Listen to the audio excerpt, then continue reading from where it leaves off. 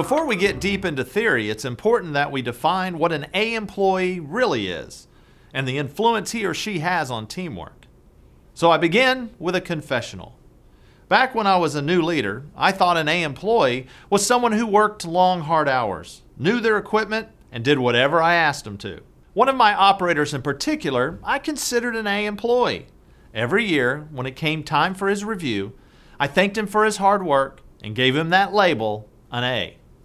I thought things were fine, but one day one of my best employees came into my office, sat down, and announced they needed a raise. Confused, I replied, "I just gave you a raise a couple months ago, and a pretty nice one also." "I need a raise," she said, "because I have to work with him."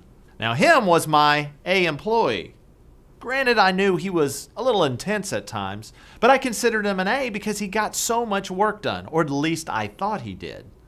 For the next 20 minutes, my upset employee began to teach me the lesson on the difference between individual performance and team performance. You see, Mr. A wasn't an A at all. Sure, he got the work done, his work that is, but he was bullying and sabotaging other employees in order to make himself look good. This negatively affected the work performance of everyone around him, and the lesson didn't end there.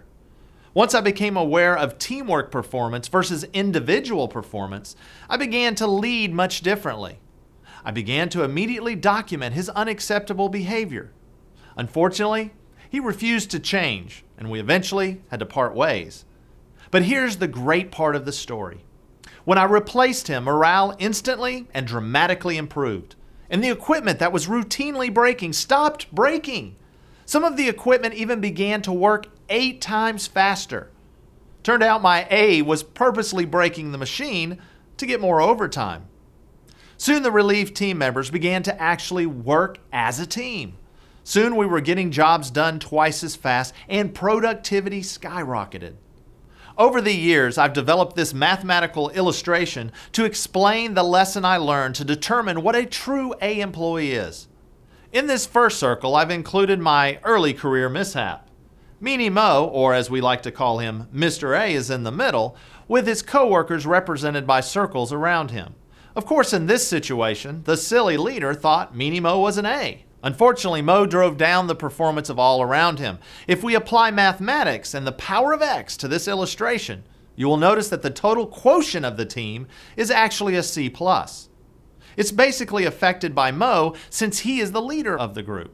When you have an individual that is a bad apple or performs well but causes the rest of the team to walk on eggshells, team morale and productivity will plummet.